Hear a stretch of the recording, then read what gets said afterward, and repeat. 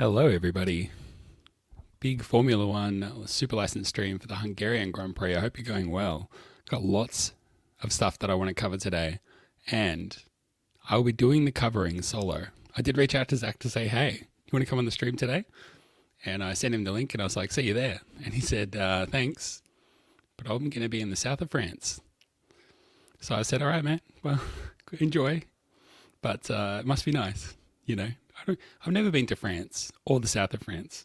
Why do people say they're in the south of France? What's so like? Imagine if you said, "Oh, I'm off to France," and someone went, "Ooh," and you went, "Just the north of France," and they went, "Ah."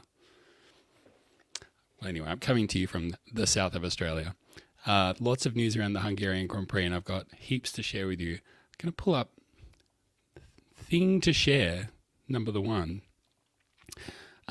Being a stream and all, figured we would try and get interactive and we'd have a little bit of something visually that might stimulate the senses. Hope that's not overselling it.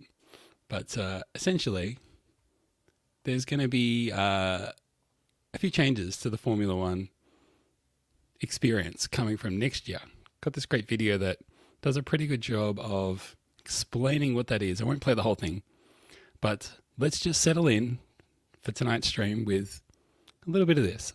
I bet that during the Silverstone Grand Prix, you didn't notice this really rare onboard angle, and the reason I'm making a video about it is because next season is going to be changing how we're going to watch the Formula One broadcast. Now, it was only for a few seconds, but on lap 36 during the safety car, we saw an onboard angle looking back at Max Verstappen while he was warming up the tyres. Now, for this shot to even be possible, the onboard camera was put onto the rear wing of the Mercedes safety car. However, there was one other car which was featuring a rear onboard angle over the race weekend, and that was on Lance Stroll's car during Lance Stroll.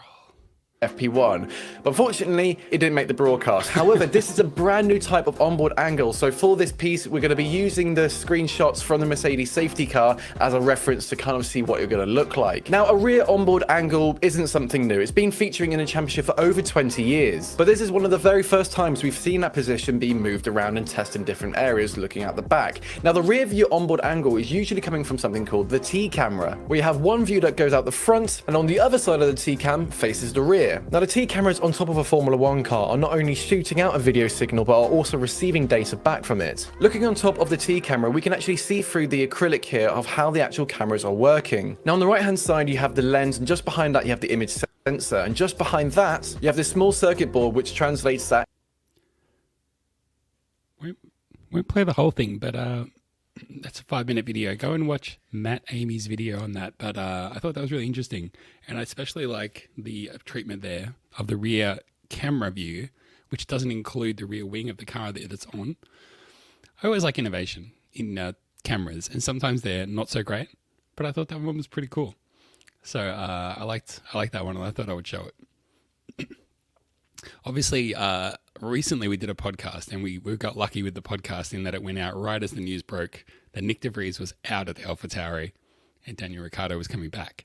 I haven't done a live stream since then, so I thought what I might do is just cover that, but also, you probably know that, but here's some of the reactions, here's some of the updates on how that has all gone. So where do we start? I guess we start with Nick de Vries, the initial happening. So here is where we start our story. Nick de Vries was in difficult situation, as Horner reveals, when it was decided to replace him with Ricciardo. So you might remember that Ricciardo was doing a Red Bull tyre test. And the talk was, if he does good times, Ricciardo will be in and de Vries will be out. From a Red Bull perspective, the most interesting option for me was to see how Daniel performs. This is Christian Horner talking. So that was the decision that we made. It all happened pretty quickly. And here he is for the Hungarian Grand Prix. When asked when de Vries was informed of Red Bull and AlphaTauri's decision to move on him, Horner replied, "It all happened a little quicker than expected, bearing in mind that he hadn't completed the test." So that confirms it happened before he finished the tyre test. Helmut spoke to Nick, and, you know, he was the one that obviously had recruited him. He was the one that spoke to Nick About lap 11 of the test, I think. Tyre test, lap 11. See ya never, Nick de Vries. Catch you on the flip side.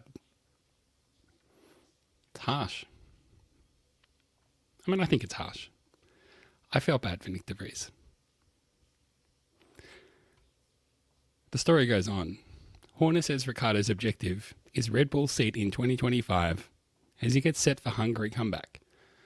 So this is obviously the big news.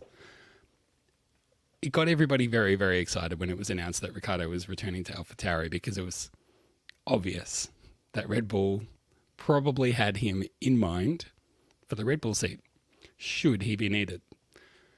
We'll get to that in a sec. Oh, I should also point out too, you might have seen this. This is a return interview with Daniel Ricciardo. He did it with Lawrence Barretto, one of the Formula One content creators, journalist proper, with a capital J. I did record, for special Patreons only, a Daniel Ricciardo reaction video. So I watched the whole interview and reacted to it. So if you want to know what I thought about the interview and everything that came up in it, you can go and support the Patreon. There's a link on the website. That's superlicense.fm.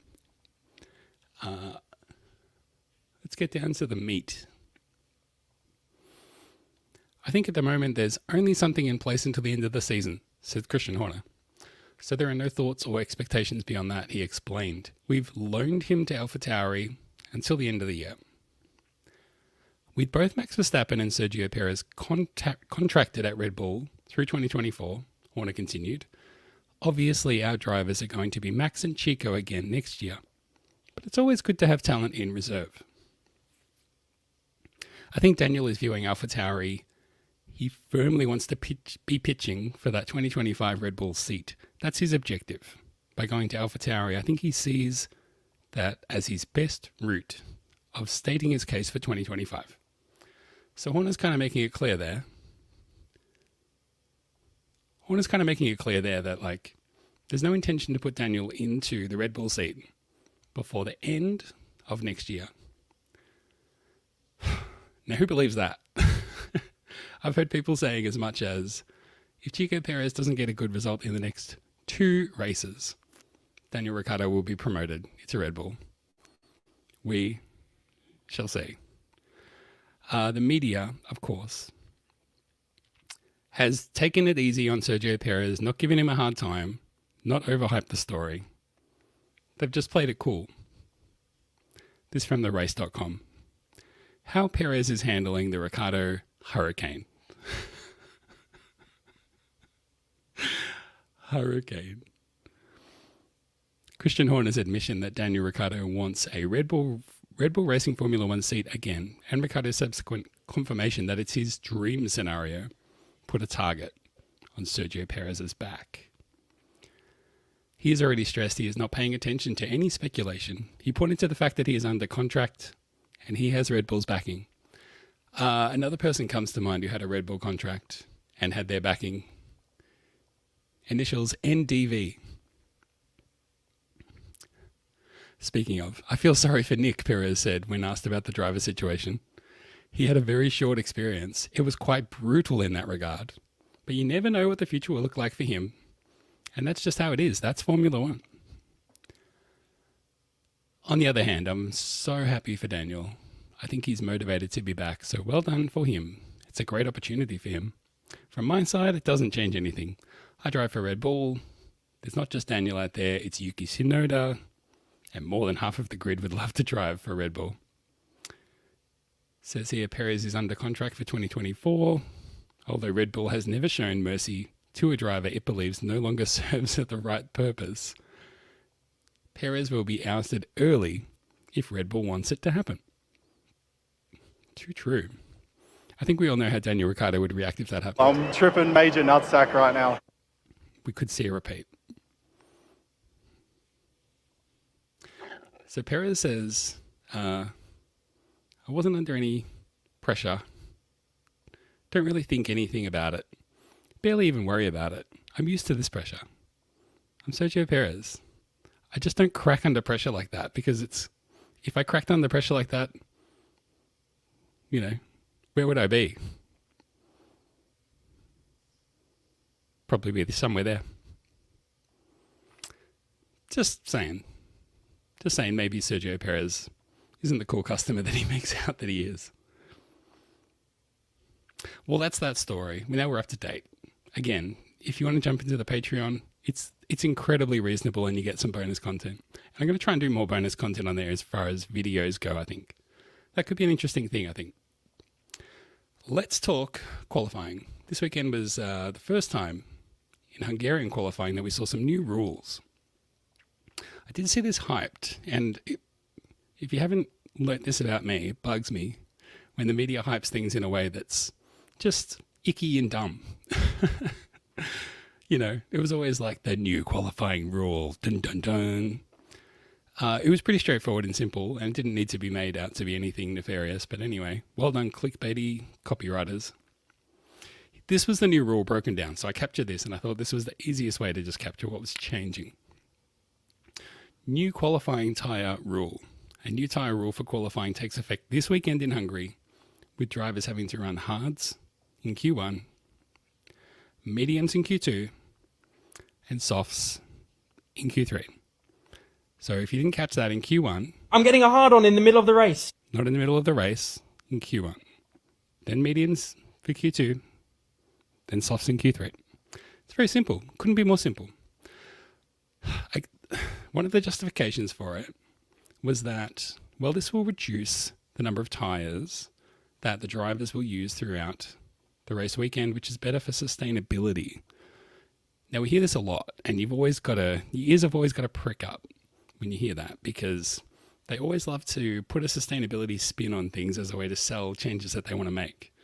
What I heard was, we want to use less tyres. This is their way to do it. And the end result, really, was that during the practice sessions, the drivers just did less running because they want to conserve their tyres. It's copped the brunt of people like Toto Wolff, Max Verstappen, Lewis Hamilton, saying this change is dumb.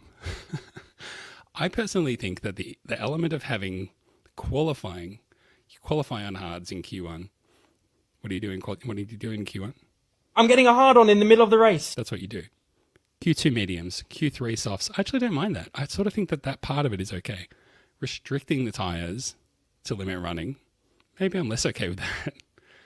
Obviously, Lewis Hamilton, it says right here, Lewis Hamilton among drivers critical of F1's new tyre allocation format.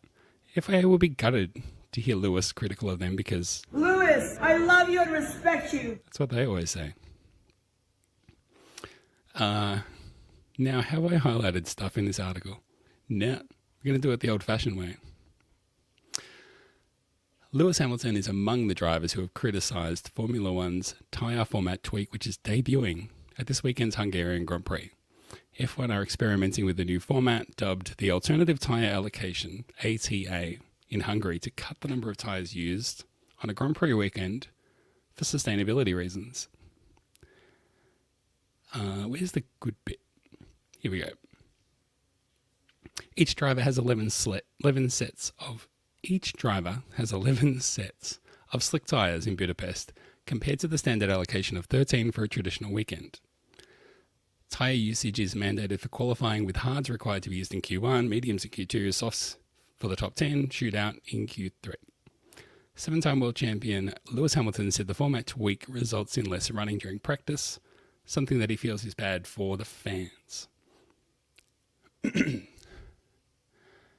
We only had one tyre that we were going to use this session. Not really a great format, this change that they made for this weekend. It just means we get less running. Not ideal, and there's a lot of wet tyres I think they throw away after every weekend, like a lot. Maybe they should look at something like that rather than taking time on track away from the fans. Now, this I agree with. It punishes the fans, it reduces the on-track action, which is something they're desperately trying to improve. Think of like the addition of, like, they tweaked the qualifying format back in the day, which they stuffed up and they had to go back to the old way. Then they introduced sprint races.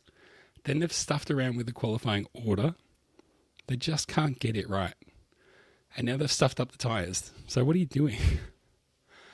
But I do agree with the idea that just stopping the cars or disincentivizing cars from going out during the sessions is just not a good idea. But that quote, they throw out wet tyres, don't they? That really caught my eye. And it made me wonder, is that true? Do they just take the wet tyres they don't use and throw them in the skip? I mean, in the 70s, they probably just chucked them all in a local creek or something, right? But I sort of feel like these days they would have a more modern approach, a more eco approach. I didn't know, so I did some investigation. Here's what I found. This article from the great people at Road and Track, whoever they are. This is by Brian Silvestro, for whom we say a great thanks. We will now enjoy your work. Here's why Pirelli scrapped 1,800 F1 tyres after the Australian Grand Prix was cancelled. Oh, it hits me right here. Thanks so much.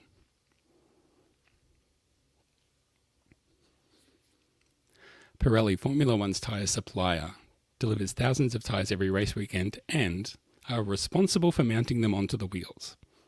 According to motorsport.com, the company had to scrap 1,800 tyres after the Australian Grand Prix was cancelled. Now that's obviously all of the tyres because the whole event was cancelled, as I remember it.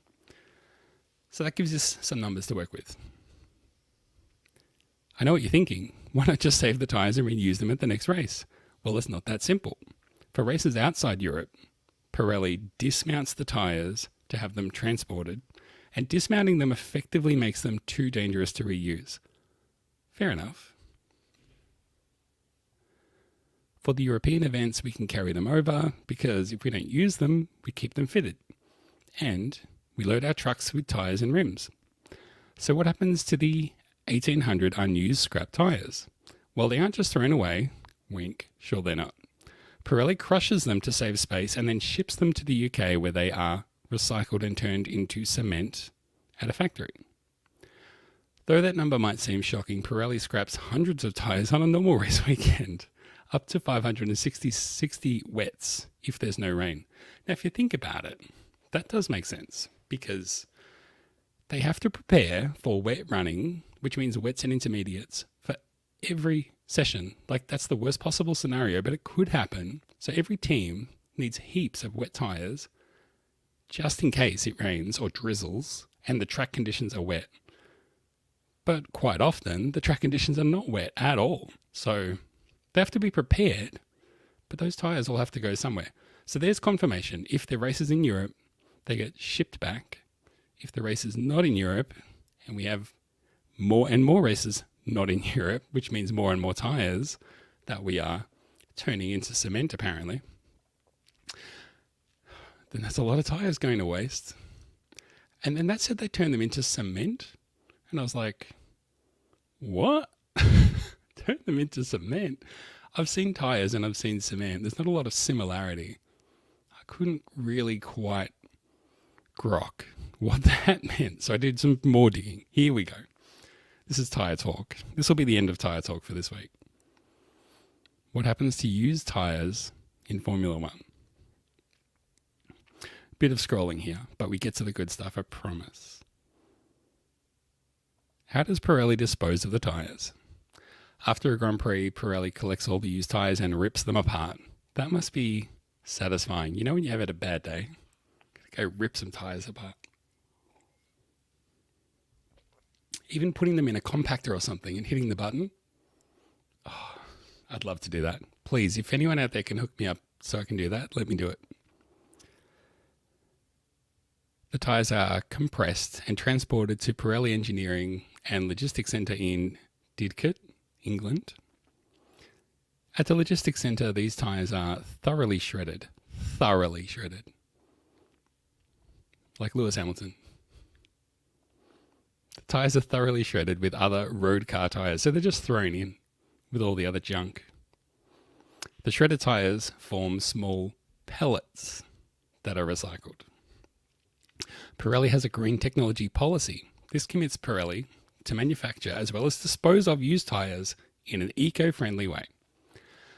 This also encompasses the eco-friendly disposal of used F1 tyres and tens of thousands of other used tyres that Pirelli gathers. The tyres are shredded at the Didcot plant and then transported to cement factories. The factories use the pellets, remember those? They use them as fuel in the process of cement manufacturing. So it's not into cement. This says it's used as fuel in the process of making cement. In the cement factories, the pellets are burned at extremely high temperatures.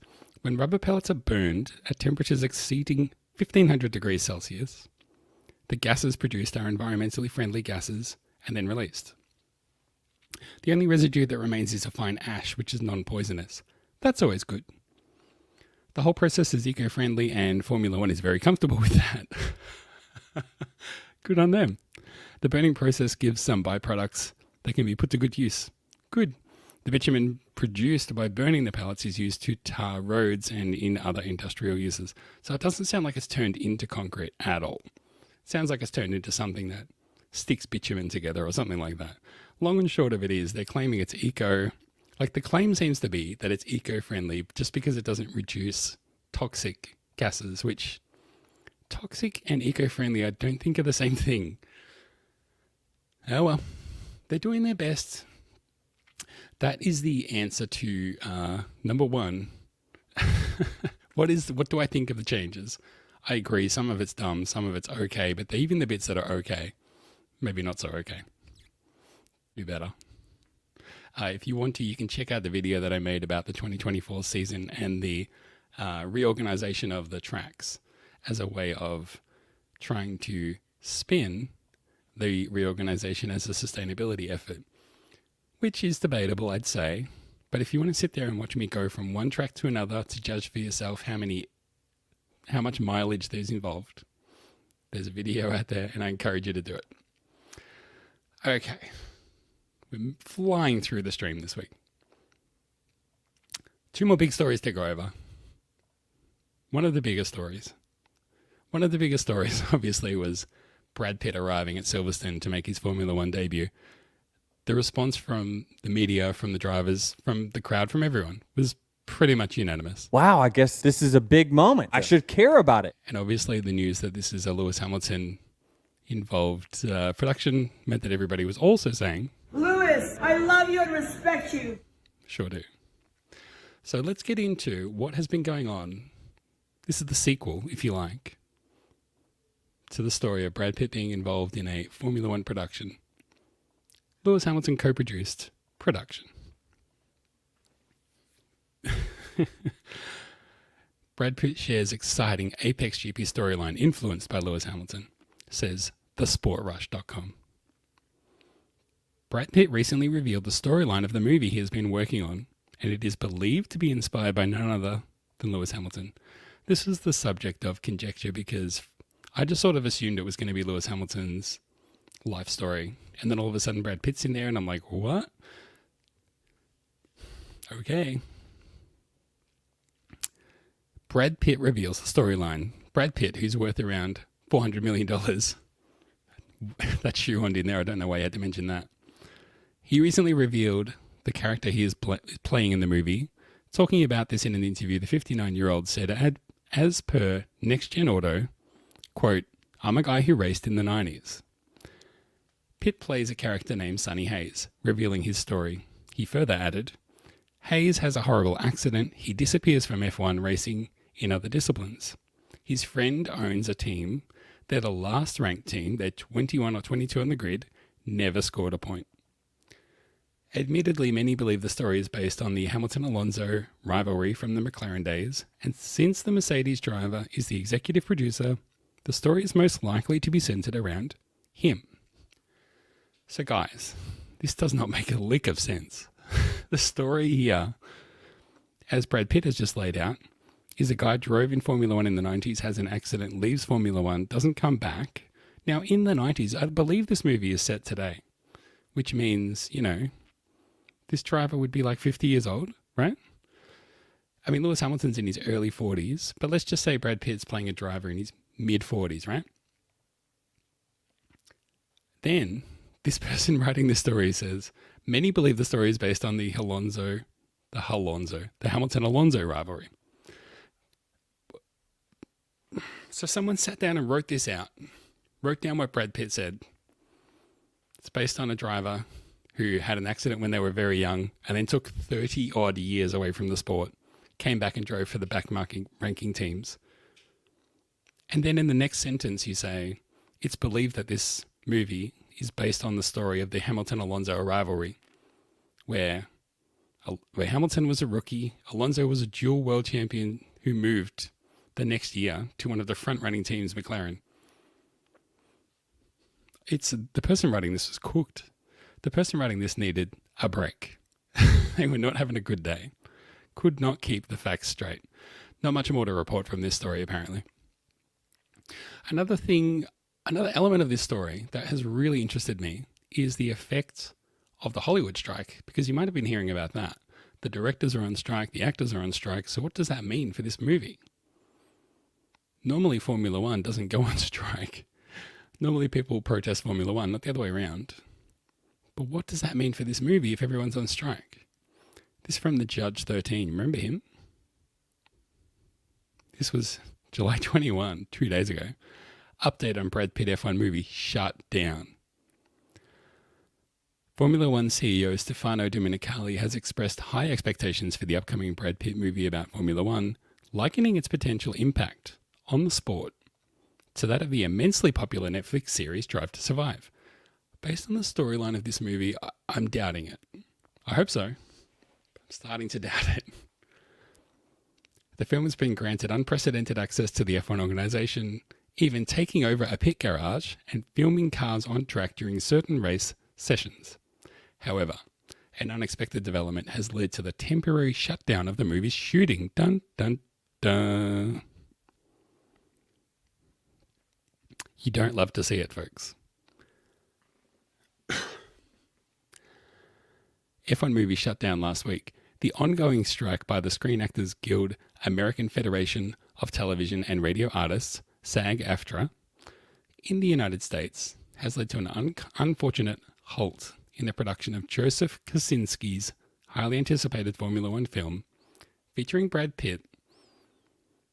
The strike, the first of its kind since 1980, revolves around issues of fair pay and the utilization of artificial intelligence in productions.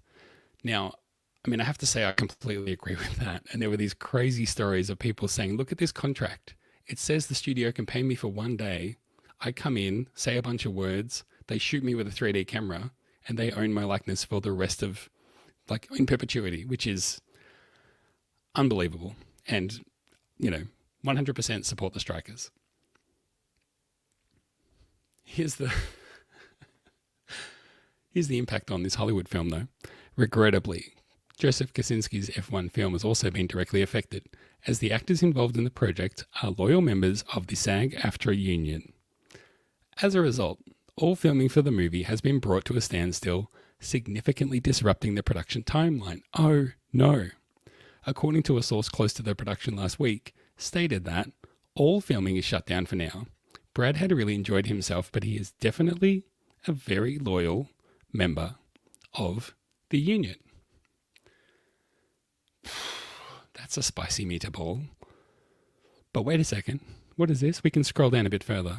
Update for Hungary. Filming of the new F1 movie continues. Despite the ongoing Hollywood strike involving actors and writers, filming for Brad Pitt's Formula One film is pressing ahead at the Budapest Grand Prix for now. I also love how the narrative have changed, even from the Judge 13 here. It used to be Lewis Hamilton's film. Now that Brad Pitt is on the scene, now it's Brad Pitt's film. Lewis Hamilton, the co-producer and consultant on the project, expressed relief that this can continue shooting despite the strike. Fortunately, we can move on. Hopefully, we can get some important parts of the film finished here, Hamilton stated. That's at Hungary. So what the heck? How the who? How does that even work? I needed to understand more about how strikes work and the conditions of the strike. I did hear somebody say the strike might only affect productions in the US. I wasn't able to confirm whether that's true or not. For sure, productions that are outside the US that are not covered by this specific union, not affected, not included. But I mean, as was made very clear, Brad Pitt is a member of that union. So where does that leave things? Let us take a look. This from Jeff Bezos's Washington Post, unfortunately. Why the SAG strike won't affect shows like Golden Bachelor or A24 Films. A24 Films, by the way, if you haven't heard of them, go check some out. The live action has shut down most of Hollywood, but not reality shows, some indie movies, and productions such as House of the Dragon and The Chosen. You love to see it. I don't understand this sign either, by the way. Writers, actors, and production workers deserve more than a lek and a schmeck. Don't know. If I had audio of that, that would be a new drop.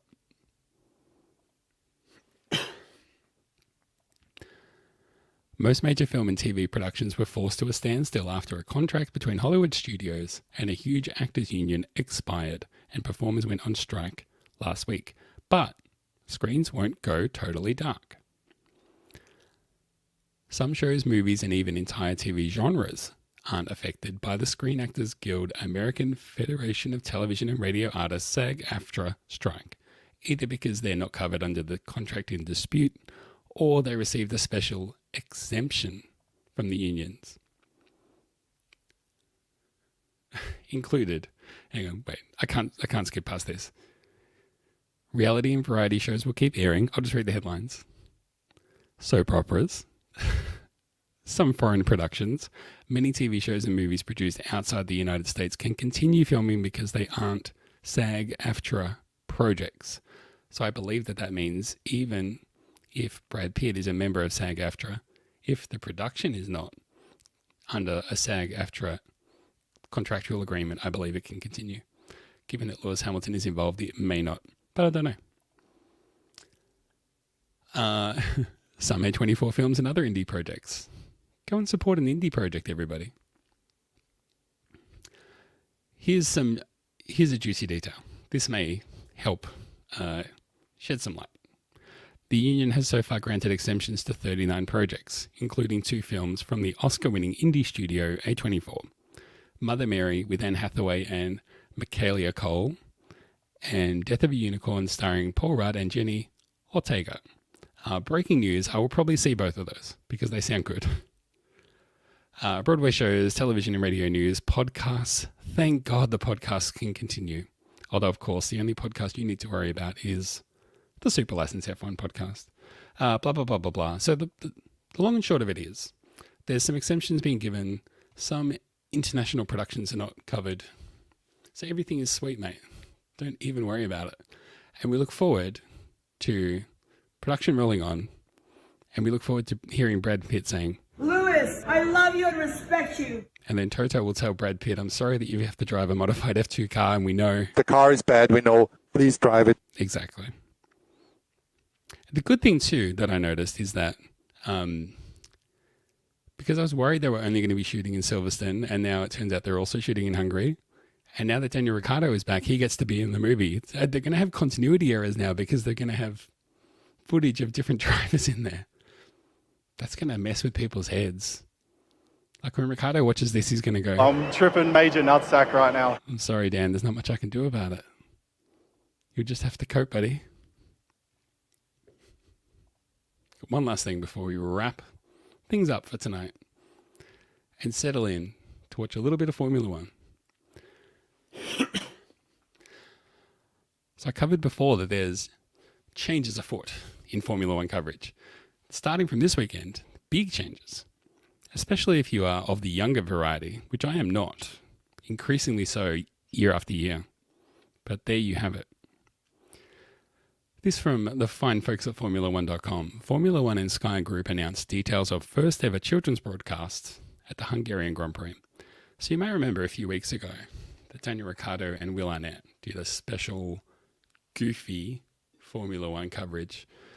It was meant to be an alternative broadcast, and based on what I saw, a cut of the highlights. I mean, there wasn't a lot of height in those lights, if you know what I'm saying. But this is another thing altogether. This is Formula One for kids, which Formula One coverage aimed at, aimed low, at a lower level, is usually where my content sits. Yet again, I have to get my lawyers involved.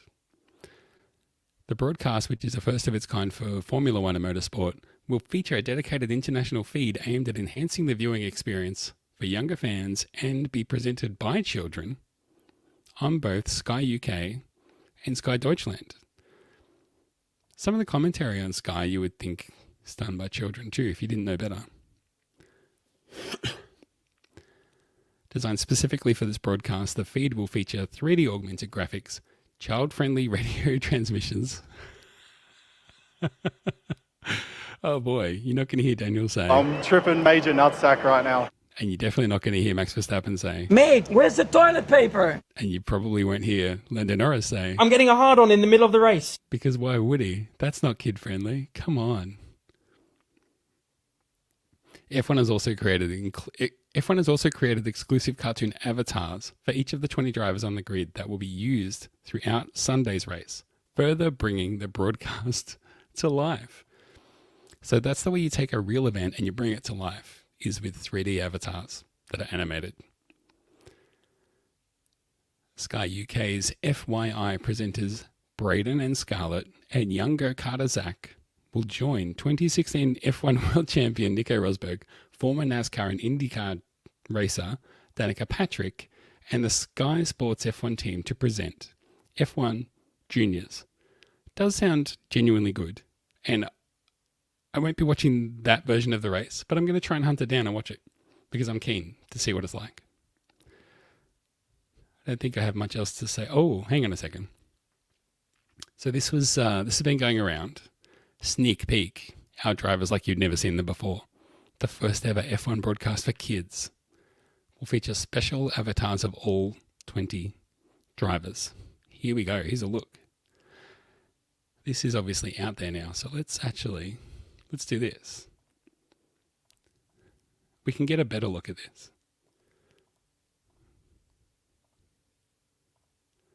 See what you make. This is Hamilton Russell for Mercedes. This is Sainz Leclerc, clearly. Albon, Sargent. So far, so good. But this is all starting to look familiar to me. This is all starting to feel like it's hitting a little close to home, because check this out. That's right. That's right. We were there first, folks.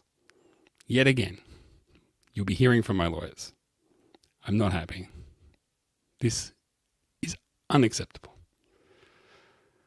I should also point out, I posted that on our Threads account.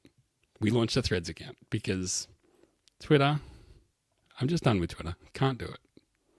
Twitter's days are over. I heard today that, as if he hasn't done enough damage, I heard today that Elon Musk is getting rid of the name Twitter and the bird icon.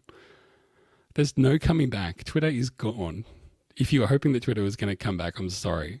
I'm sorry to tell you, it is just not happening. But we did launch a Threads account, so that will be like, Twitter go away, Threads, yes, please give it to me.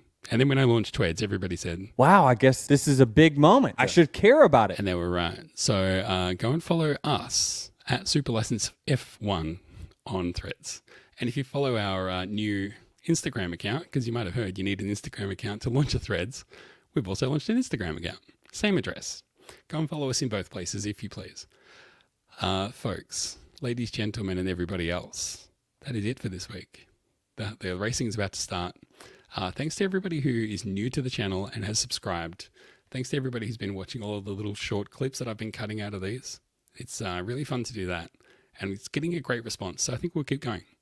But hopefully, next time, Zach might be around to join me. It'd be really good to do one for the Spa Grand Prix and have Zach with us. But I hope everyone enjoys the race. And please do subscribe. Please do watch out for all the little clips. If you've never checked out the Patreon, superlicense.fm, you can get a link to it there. It's, I believe, $1 a month starting price. Nothing to support us. Kick in a little bit to keep this whole thing going. And if you enjoy the streams in particular, leave me a comment, throw me a like, share a video with a friend. That's all I ask. It's not hard. Enjoy the racing. Talk to you again soon. Until next time, bye-bye.